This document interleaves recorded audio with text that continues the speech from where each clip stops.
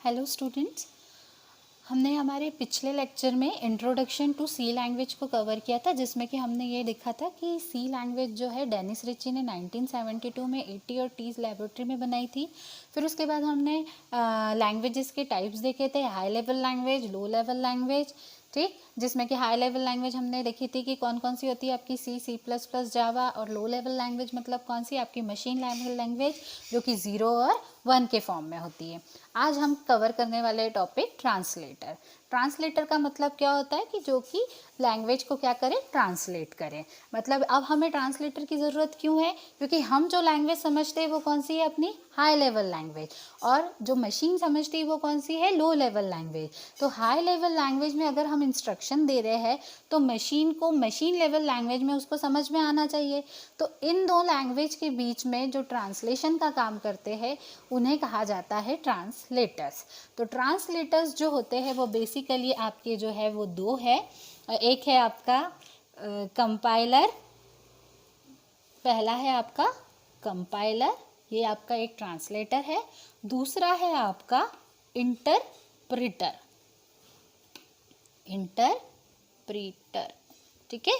तो कंपाइलर मतलब क्या है, कंपाइलर एक तरीके का आपका टूल है जो कि ट्रांसलेशन का काम करता है हाई लेवल लैंग्वेज से लो लेवल लैंग्वेज में, ठीक है ना। तो मतलब अगर आपका कोई सोर्स कोड है,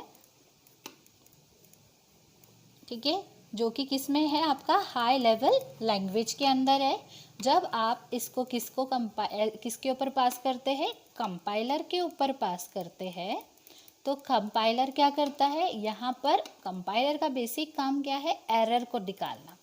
एरर देखेगा और फिर आपको वो किस में देगा, आपके टारगेट कोड में कन्वर्ट करके देगा,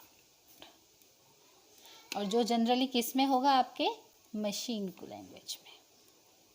तो बेसिकली जो ट्रांसलेटर का काम है वो क्या है, सोर्स कोड को कन्वर्ट करना किसमें, मशीन कोड में।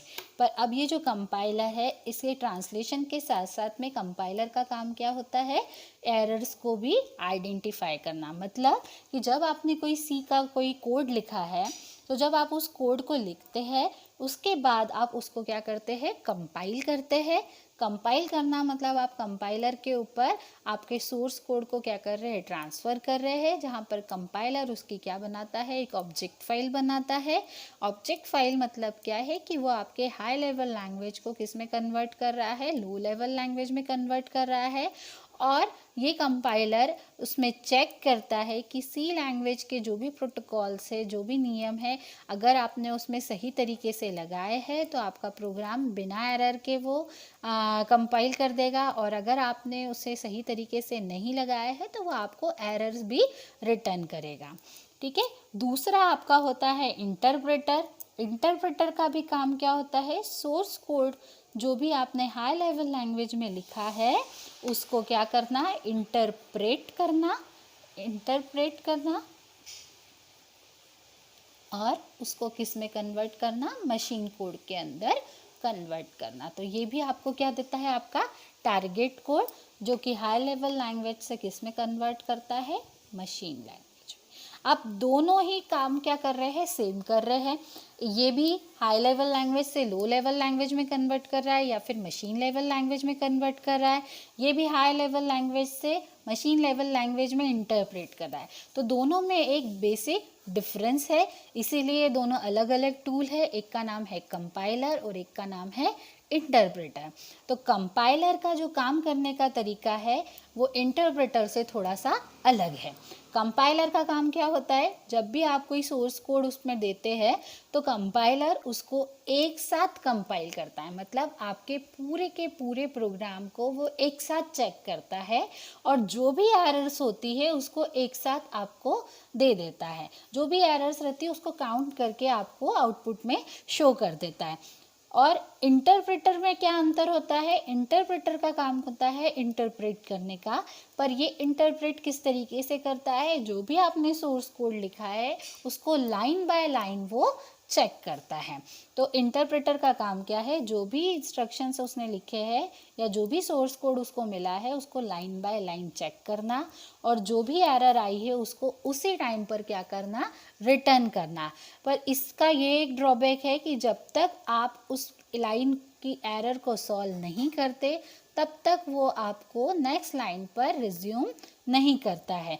तो आपको वेट करना पड़ता है जब तक कि आपकी एरर जो है वो सॉल्व नहीं होती है। पर कंपाइलर जो है वो एक साथ पूरा का पूरा प्रोग्राम जो है आपका कंपाइल कर देता है, और जो भी एरर होती है वो आपको रिटर्न कर देता है। तो कंपाइलर का काम जो होता है इंटरप्रेटर के कंपेयर में फास्ट होता है, क्योंकि वो एक साथ सब कुछ कर देता है, और इंटरप्रेटर का काम जो है इसके कंपेयर में होता है स्लो होता है। तो कंपाइलर जनरली आपकी हाई लेवल लैंग्वेजेस में यूज़ किया जाता है। वैसे तो ये भी हाई लेवल लैंग्वेज, पर कौन सी आपकी सी लैंग्वेज, C++, जावा, इन सब का कोड जो है वो कंपाइलर के थ्रू कंपाइल होता है। और इंटरप्रेटर का कोड जो है वो जनरली आपकी बेसिक लैंग्वेज वगैरह इन सब में इंटरप्रेटर का यूज़ किया जाता है, क्योंकि उसमें line by line source code को चेक करने की ज़रूरत होती है। ठीक है।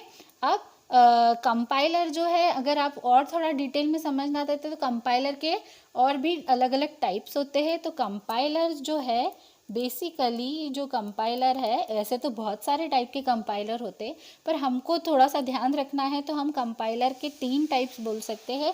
एक होता है आपका कंपाइलर जो होता है वो होता है नेटिव कंपाइलर, एक होता है आपका क्रॉस कंपाइलर, और एक होता है आपका सोर्स टू सोर्स कंपाइलर।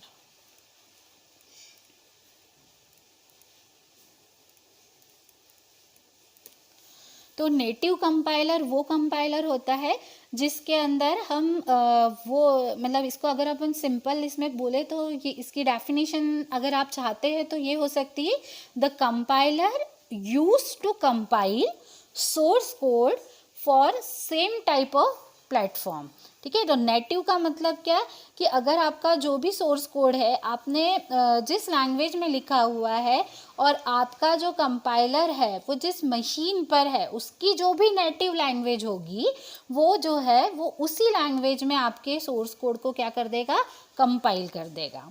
ठीक है। मतलब वो कोई नए प्लेटफॉर्म पे जाकर कुछ काम नहीं करेगा। पर आप चाहते हैं कि आपका जो भी कोड है वो क्या हो, किसी डिफरेंट प्लेटफॉर्म पे जाकर कंपाइल हो, तो आप किसका यूज़ करेंगे, क्रॉस कंपाइलर का यूज़ करेंगे। तो क्रॉस कंपाइलर की जो डेफिनेशन है वो क्या हो सकती है कि this is the compiler which is use to compile source code for different kinds of platform. और तीसरा जो है वो सोर्स टू सोर्स कंपाइलर, मतलब क्या, कि इसके अंदर आप इसको इस तरीके से समझ सकते हैं कि आपने एक इनपुट जो है हाई लेवल लैंग्वेज में दिया है, और उसका जो आउटपुट है वो in the form of source code मिल रहा है, पर वो जो सोर्स कोड है वो किसी और अनादर हाई लेवल लैंग्वेज के सोर्स कोड में कन्वर्ट हो रहा है। मतलब सोर्स टू सोर्स कंपाइल करना चाहते हैं आप, कि जैसे आपका कोई कोड है सी लैंग्वेज का, सोर्स मतलब आपका जो सोर्स कोड है वो सी लैंग्वेज में आपने दिया है, और आप उसको अलग से दूसरी लैंग्वेज में उस सोर्स कोड को कंपाइल, मतलब सी को जावा में करवाना चाहते हैं या सी को C++ के सोर्स कोड पे कन्वर्ट करवाना चाहते हैं। तो इस टाइप का जब कोई कंपाइलेशन होता है तो उसको बोला जाता है सोर्स टू सोर्स कंपाइलेशन। एक ये जनरल इंट्रोडक्शन है, क्योंकि हम ट्रांसलेटर्स के बारे में बात कर रहे हैं तो हमको पता होना चाहिए कि native, cross, source to source compiler भी होते हैं। नहीं तो आपको बस सिंपल ये पता होना चाहिए कि कंपाइलर जो है वो एक ट्रांसलेटर है जिसका काम क्या है, हाई लेवल लैंग्वेज को लो लेवल लैंग्वेज में कन्वर्ट करना, और ये एक साथ जो है प्रोग्राम को कन्वर्ट करके एरर्स के साथ में हमको आउटपुट देता है।